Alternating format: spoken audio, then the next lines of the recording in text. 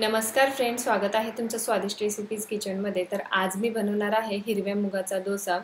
हा डोसा करण्यासाठी याचं पीठ आंबवण्याची गरज नाही किंवा इनो सोडा कुठलंही काही वापरायची गरज नाही। खूपच पौष्टिक असा नाश्ता आहे किंवा तुम्ही हे मुलांच्या टिफिनलाही देऊ शकता। मुलं तर बघताच क्षणी मागतील खायला। एवढा दिसायला छान दिसतो आणि चवीला तर मी सांगू शकत नाही की इतका भन्नाट असा लागतो। चला तर मग सुरुवात करूया रेसिपीला।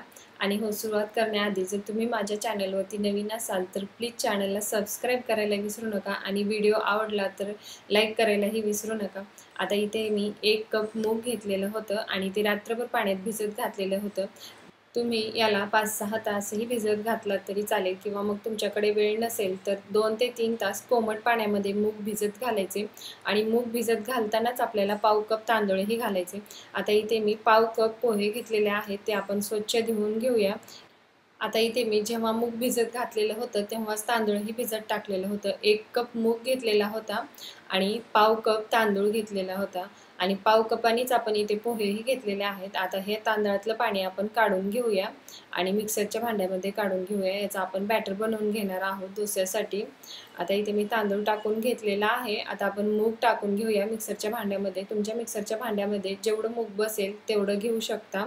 आता हे वाटून घेण्याआधी मी थोडीशी पालक घेतलेली आहे, म्हणजेच अर्धी जुडी पालक आहे। ती स्वच्छ धुवून आपल्याला फक्त ब्लांच करून घ्यायची आहे, म्हणजेच 2 मिनिटं उकळत्या पाण्यामध्ये आपल्याला उकळून घ्यायची आहे। आता इथे आपली पालक अशी उकळली गेलेली आहे। गॅस बंद करून घेऊया आणि एका प्लेटमध्ये ही पालक काढून घेऊया।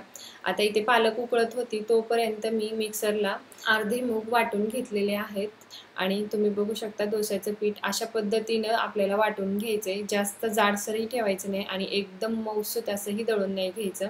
आता मी हे मिक्सरच्या भांड्यातलं सगळं बॅटर एका टोपल्यामध्ये किंवा मग भांड्यामध्ये काढून घेते आणि राहिलेलं मूगही असंच मिक्सरच्या भांड्यामध्ये टाकून घ्यायचे आणि आपल्याला वाटून घ्यायचे। आता यामध्येच आपण जे पोहे भिजवून ठेवलेले होते ते घालून घेऊया आणि उकडून घेतलेली पालक घालून घ्यायचे। पालक घातल्यामुळे एकतर डोस्यांना कलर खूप मस्त येतो, सोबतच मुलांना देणार आहोत किंवा आपण घरचेही खाणार असाल तरीही पौष्टिक अशी रेसिपी तयार होते। आता इथेच मी थोडीशी अद्रकीचा तुकडा कट करून टाकून घेते आणि 1 चमचा जिरे टाकून घेते। तुम्हाला इथे पाहिजे असल्यास हिरवी मिरचीही टाकून घेऊ शकता, लसण टाकून घेऊ शकता तुमच्या आवडीनुसार। आता हे मी वाटून घेतलेलं आहे मिक्सरला, आपण त्याच भांड्यामध्ये काढून घेऊया आणि तुम्ही बघू शकता बॅटरचा कलर किती मस्त हिरवागार असा आलेला आहे। तुम्ही हिरव्या मुगाऐवजी डाळ वापरली तरी चालेल, पण शक्यतो आपल्याला साल असलेलीच डाळ वापरायची। आता यामध्ये चवीनुसार मीठ टाकायचे आणि थोडंसं पाणी टाकून आपल्याला याचं आपण नेहमीच्या डोस्यासारखं बॅटर तयार करून घ्यायचे आणि झाकण ठेवून आपण हे 10-15 मिनिटं भिजत ठेवायचे, जेणेकरून आपले डोसे मस्त असे तयार होतात। आता इथे मी चटणीसाठी सुकं खोबरं गरम पाण्यामध्ये भिजत घातलेलं होतं। तोपर्यंत आपण डोश्यांसाठी स्टफिंग तयार करून घेऊया। इथे मी एक मध्यम आकाराचा टोमॅटो, कांदा आणि शिमला मिरची बारीक अशी कट करून घेतलेली आहे। सोबतच पनीरही घेतलेलं आहे। हे पनीर मी घरीच बनवलेलं आहे। अर्धा लिटरपेक्षा थोडंसं दूध जास्त होतं।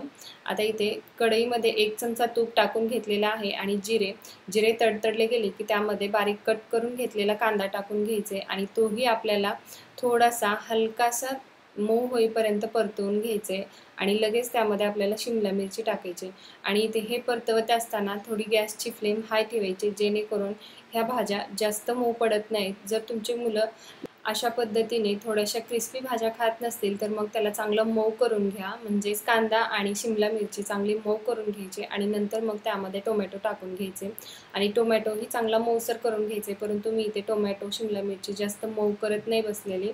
आणि आता नंतर यामध्ये थोडीशी कोथिंबीर टाकून घ्यायची आणि 1 चमचा पावभाजी मसाला टाकून घ्यायचे आणि इथे तुम्ही तुमच्या आवडीनुसार तिखटही टाकून घेऊ शकता। मी अर्धा चमचा तिखट टाकून घेते लाल आणि याला व्यवस्थित असं मिक्स करून घ्यायचे आणि हे करताना गॅसची फ्लेम हायच ठेवायची, जेणेकरून भाज्या मऊ नाही पडणार।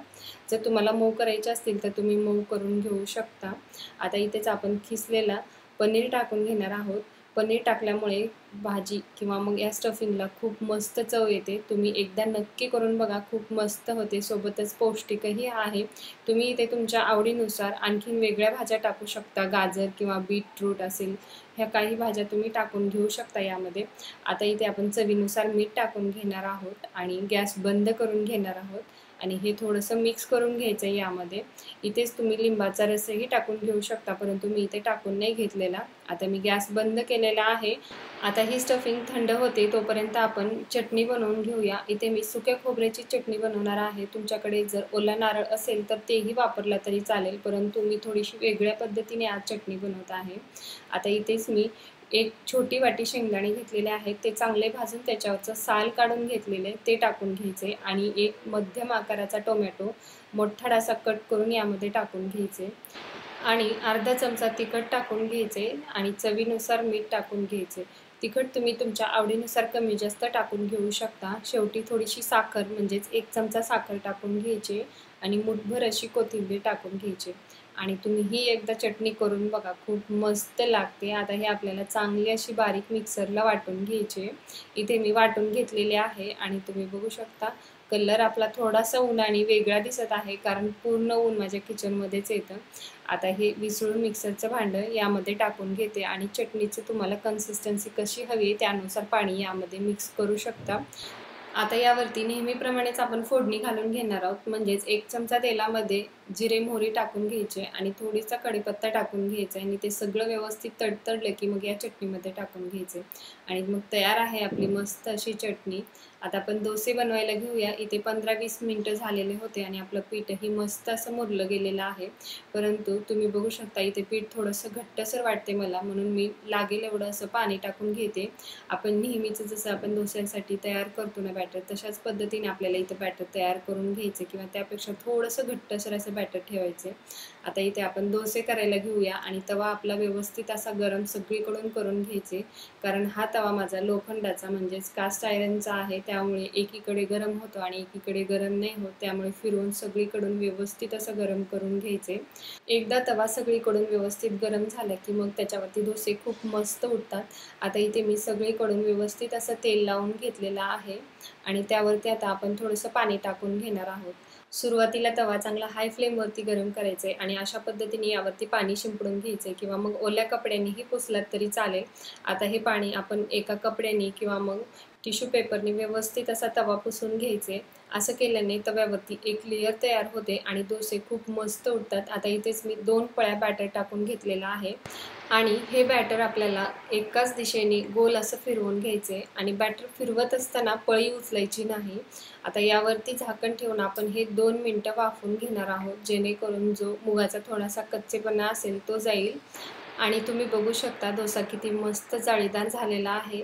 पिठाला काही फर्मेंटेशन केलेलं नाही किंवा मग यामध्ये इनो सोडा काहीच वापरलेलं नाही, तरीसुद्धा आपला डोसा किती मस्त असा झालेला आहे. यावरतीच आपण बनवून घेतलेली स्टफिंग टाकून घेणार आहोत. ही स्टफिंग तुम्ही तुमच्या आवडीनुसार टाकून घेऊ शकता किंवा मग प्लेन डोसेही खाल्लात तरी तेवढेच मस्त चवीला लागतात. परंतु मी आज इथे मुलांच्या टिफिनसाठी करणार होते, त्यामुळे थोडंसं पौष्टिकही हवं आणि पोटभरीचंही हवं, त्यासाठी मी यावरती स्टफिंग टाकून घेतलेला आहे आणि माझ्याकडे घरी चीज होतं, त्यामुळे मी वरून खिसून टाकलेलं आहे. तुमच्याकडे असेल तर टाका किंवा नाही टाकलात तरी चालेल.